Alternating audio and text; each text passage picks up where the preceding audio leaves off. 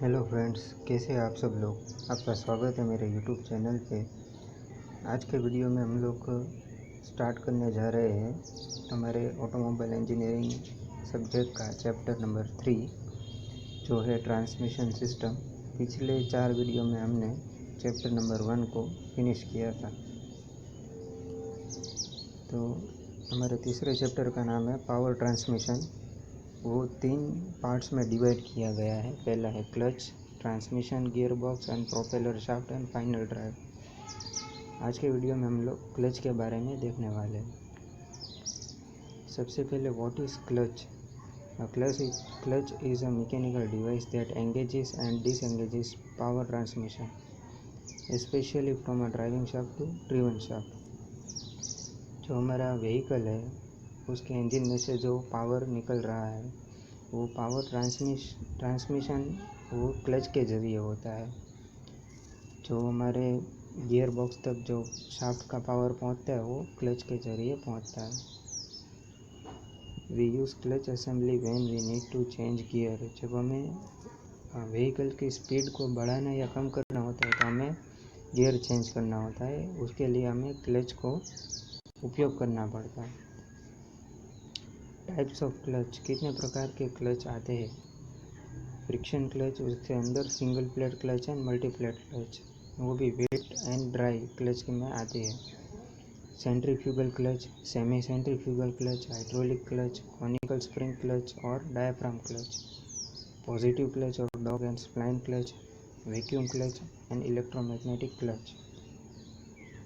Friction clutch, तो आज की वीडियो में हम लोग दोस्तों फ्रिक्शन क्लच है उसके अंदर single plate and multi plate को कवर करने वाले हैं।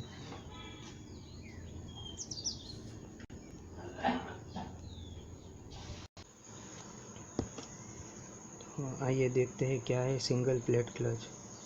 Single plate clutch is a type of frictional clutch. ये फ्रिक्शनल जो प्रिंसिपल है फ्रिक्शन का उसके ऊपर वर्क करती है।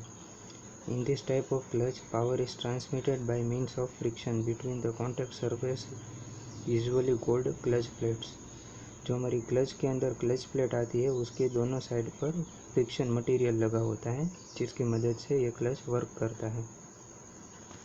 Clutch plate has both side friction lining. This surface है हाई कोएफिशिएंट ऑफ फ्रिक्शन।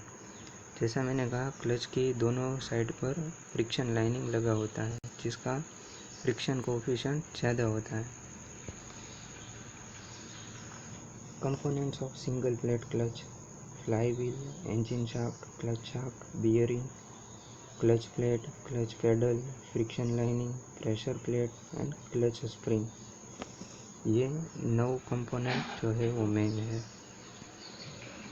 इनके फंक्शंस के बारे में देखते हैं। तो फ्लाई व्हील पहला है, it is connected at the end of the engine shaft and can rotate along with the shaft to transmit the power to other parts when the clutch is in engage position. Flywheel जो है वो हमारा engine का जो shaft होता है main उसके ऊपर माउंट किया जाता है जिसकी मदद से इंजन का जो पावर है वो दूसरे पार्ट्स में ट्रांसमिट किया जाता है जब क्लच हमारा एंगेज पोजीशन में होता है। दूसरा engine shaft, from engine shaft the power is transmitted to the gear box via clutch plate. जैसा हमने कहा फ्लाई व्हील किसके ऊपर माउंट होता है, इंजन शाफ्ट के ऊपर। तो इंजन शाफ्ट भी पावर ट्रांसमिट करता है लेकिन जो पावर ट्रांसमिट होता है गियर बॉक्स में वो क्लच प्लेट के ज़रिए होता है। Clutch shaft, this is used to hold the clutch plate and thereby engaging with the flywheel to transmit the power। जो क्लच शाफ्ट होता है उसके ऊपर हमारी क्लच प्लेट माउंट की जाती है और क्लच शाफ्ट के जरिए फ्लाईव्हील के साथ एंगेज होती है clutch plate. Bearing, the bearing rides on the clutch spring for proper engagement and disengagement.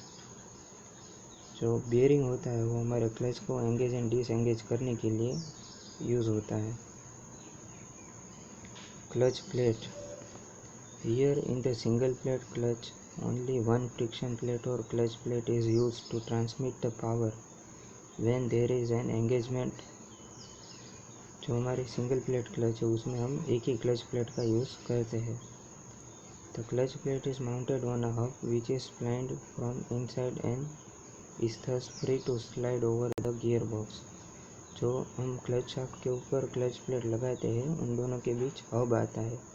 Hub के अंदर स्प्लाइंस जैसे रचना होती है, वो हम लोग वीडियो में देखेंगे। The clutch pedal, when you need to change the gear then you need to disengage the clutch and that can be possible only with clutch pedal।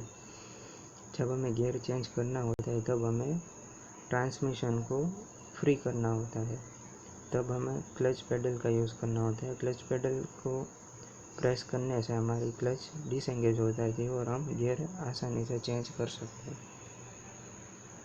Friction lining, friction lining is to be placed on the inside surface of flywheel and the outer surface of clutch।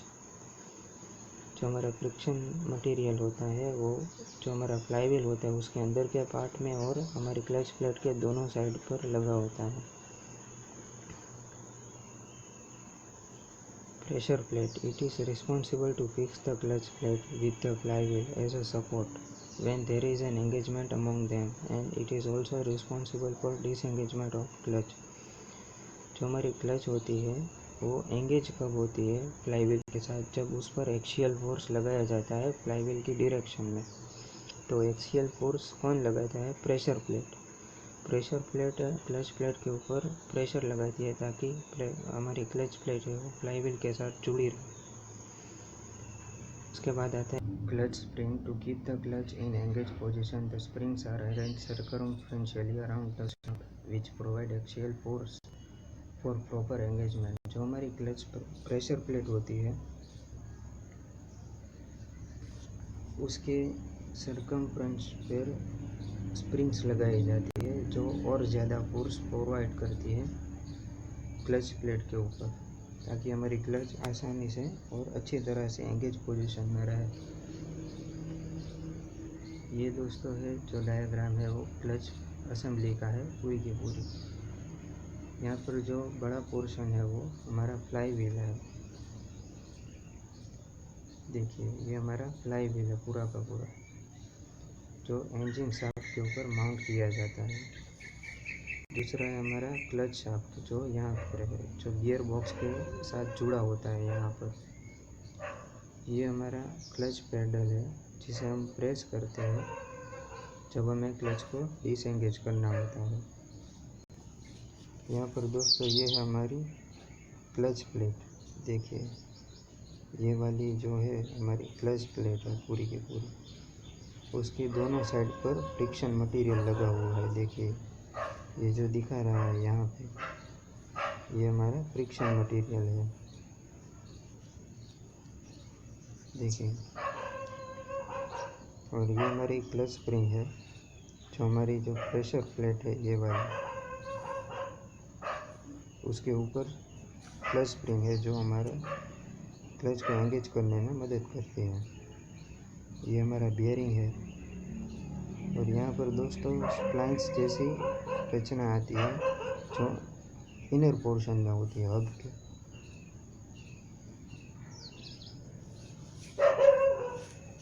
अब construction and working देखते हैं हमारी single clutch plate का।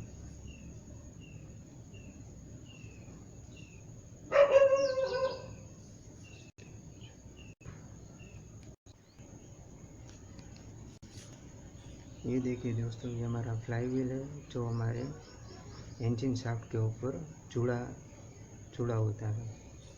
ये हमारा engine है और यहाँ पर हमारा शाफ्ट होता है जो फ्लाई व्हील के साथ जुड़ा होता है। ये देखो हमारी क्लच प्लेट है जिसके दोनों साइड पर फ्रिक्शन मटेरियल लगा होता है। ये हमारा क्लच शाफ्ट है जिसके ऊपर स्प्लाइंस, जो मैंने कहा था इसे स्प्लाइंस कहते हैं दोस्तों, जिसकी मदद से क्लच प्लेट उस पर मूव कर सकती है एक्सियली। जो हमारा क्लच शाफ्ट है वो गियर बॉक्स के साथ जुड़ा होता है। ये पूरी गियर असेंबली है।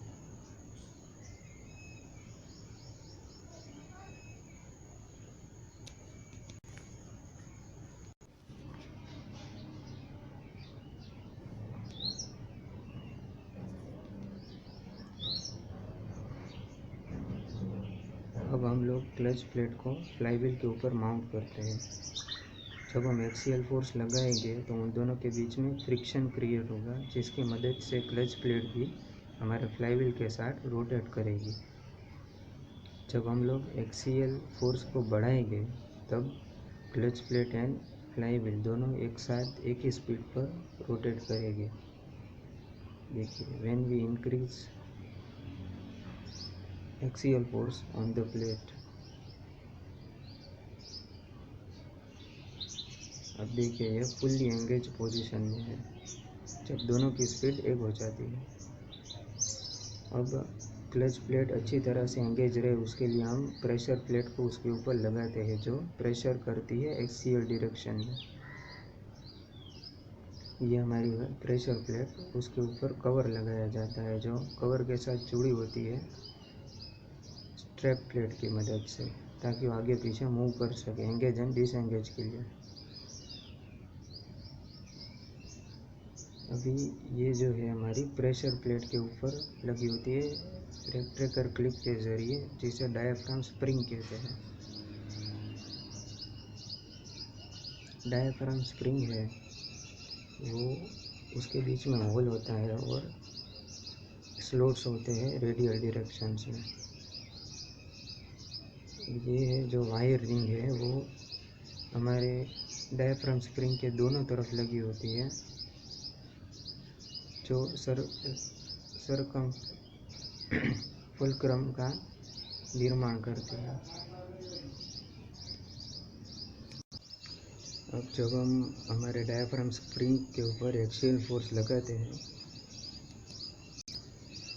तब देखो उसकी बाहर की साइड है वो दूसरी तरफ मूव होती है और अंदर की साइड है वो फोर्स की डायरेक्शन में मूव होती है। देखो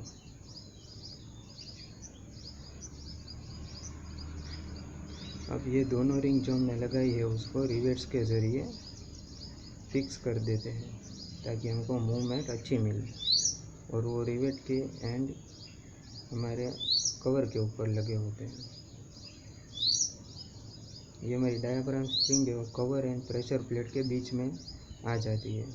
ये मूवमेंट का यूज़ हम लोग प्रेशर प्लेट को आगे पीछे मूव करने के लिए करते हैं।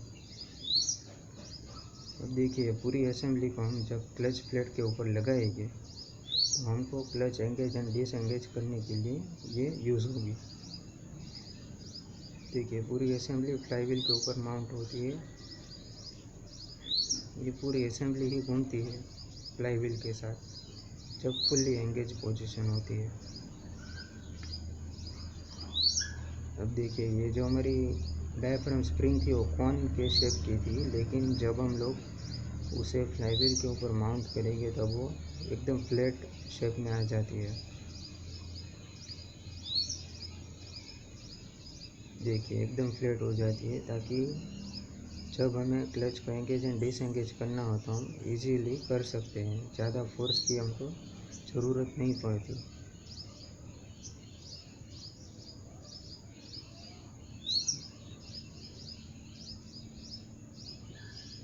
देखिए अभी ये फुल्ली एंगेज पोजीशन में है, और जब हम क्लच करते हैं पेडल करते हैं तब देखिए ये क्लच बेयरिंग है जो डायाफ्राम स्प्रिंग के ऊपर बीच में फोर्स लगाता है, ताकि हमारी जो प्रेशर प्लेट है वो बाहर आ जाती है और क्लच प्लेट के ऊपर प्रेशर लगना बंद हो जाता है, जिससे हमारी क्लच डिसएंगेज हो जाती है, पावर ट्रांसमिट नहीं हो रहा।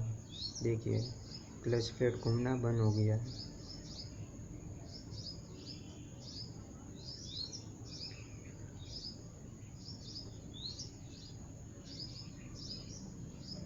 जब हम पेडल रिमूव करते हैं तब फिर से वो एंगेज पोजीशन में आ जाती है वापस।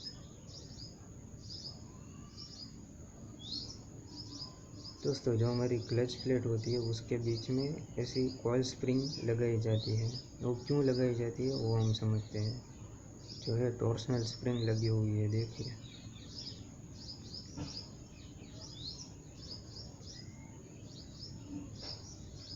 ये जो हब है वो भी क्लच प्लेट के ऊपर लगा होता है टॉर्सनल स्प्रिंग के लिए, और ये 2 रिटर्नर प्लेट्स होती हैं।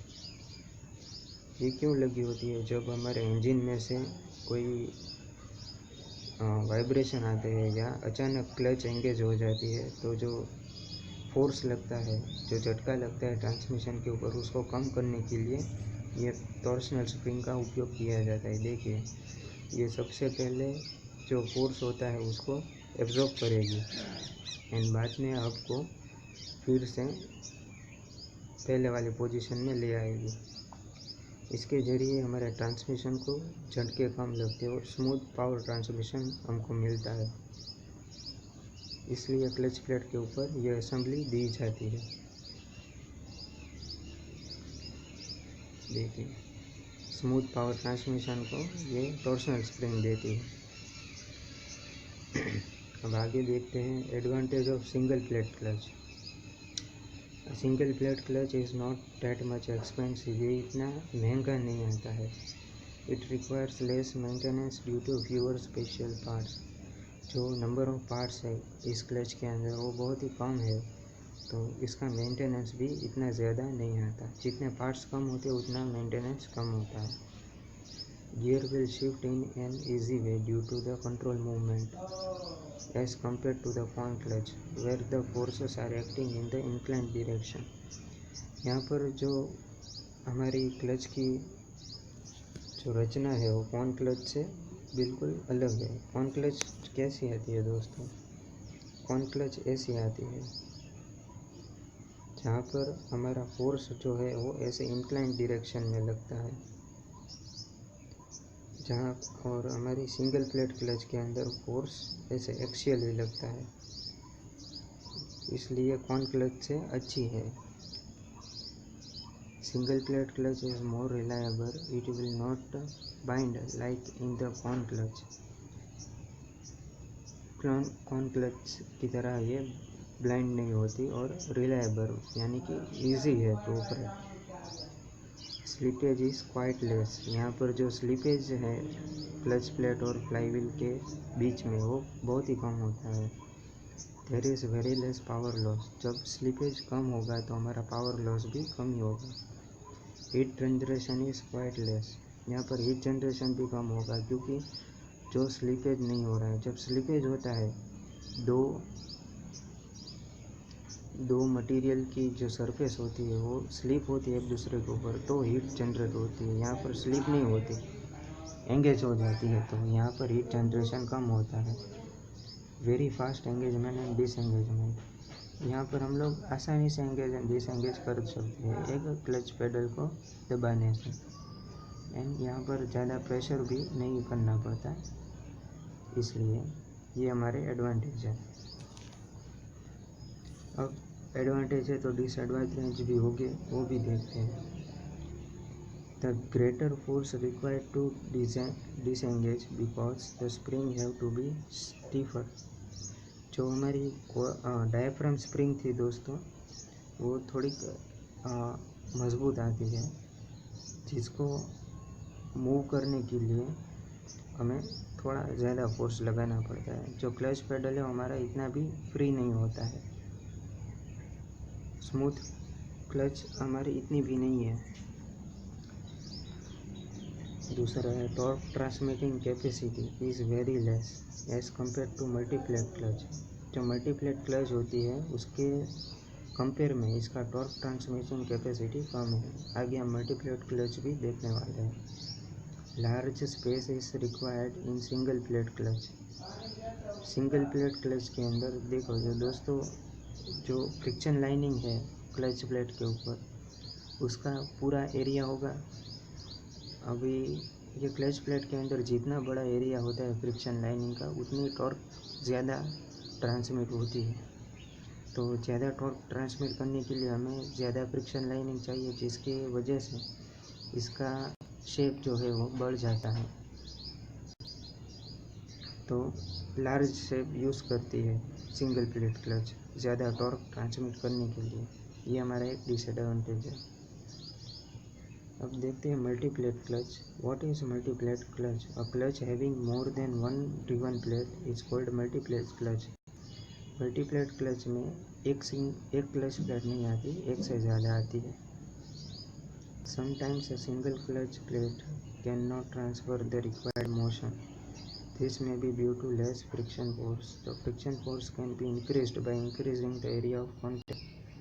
जैसा मैंने कहा, कभी कभी सिंगल प्लेट क्लच के ज़रिए कुछ पावर ट्रांसमिट नहीं हो पाती, जो ज़्यादा टॉर्क हमको चाहिए वो ट्रांसमिट करने के लिए ज़्यादा बड़ी क्लच हमको लगानी पड़ती है सिंगल प्लेट में, तो वो ना हो इसलिए हम मल्टीप्लेट क्लच का उपयोग करते हैं।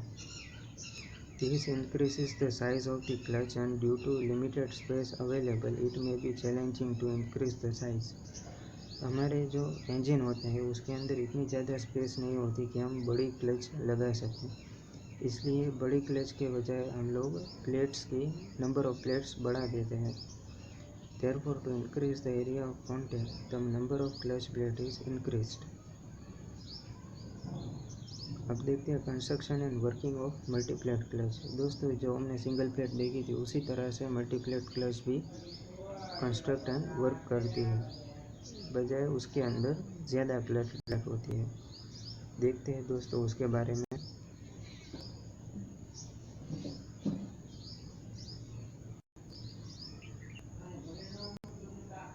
देखिए दोस्तों, ये हमारे मल्टीप्लेट क्लच है, इसके अंदर 3 क्लच प्लेट लगी हुई है।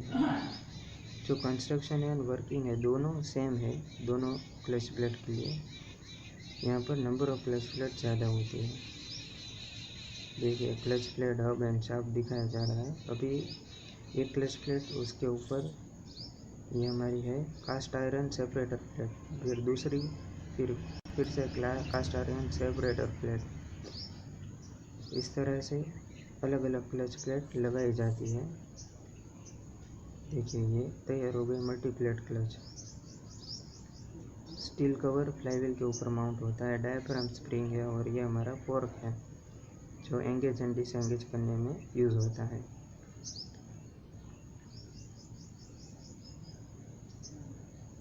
देखिए ये डिस्क के तरह दिखता है, जो हमारा डायफ्राम स्प्रिंग है वो। देखिए जब हम लोग पेडल को रिलीज़ करते हैं तब डायफ्राम स्प्रिंग बाहर की तरफ आ जाती है एंड जो प्रेशर है वो क्लच प्लेट के ऊपर लगता है एंड एंगेज हो जाती है। देखिए सब प्लेट एक साथ घूम रही है, एंगेज पोजीशन में, अभी फुल्ली एंगेज्ड।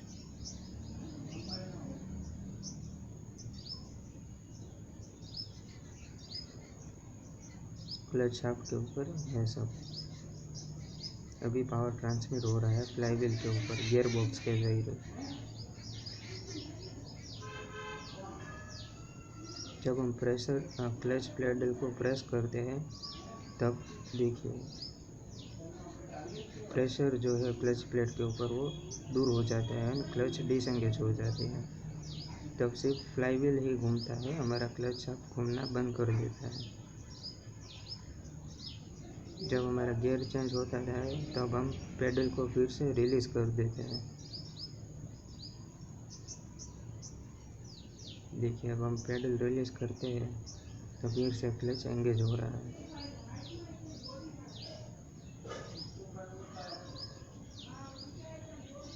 देखिए फिर से एंगेज हो गया है। देखिए कैसे एंगेज एंड डिसएंगेज होता है। जो हमारी तीनों क्लच प्लेट है वो एक साथ डिसएंगेज होती है। देखिए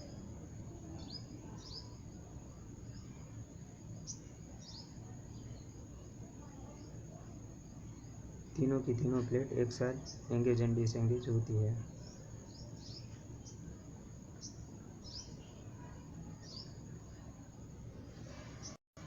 तो दोस्तों इसके एडवांटेज देखते हैं। The number of friction surface increases, the capacity of the clutch to transmit torque through the size remains fixed. जो हमारी एक सिंगल प्लेट क्लच थी उसके जैसी 3 क्लच प्लेट अब लगा दी है तो हमारा एरिया भी 3 गुना हो गया। जब एरिया बढ़ता है तो टॉर्क ट्रांसमिटिंग कैपेसिटी भी बढ़ती है।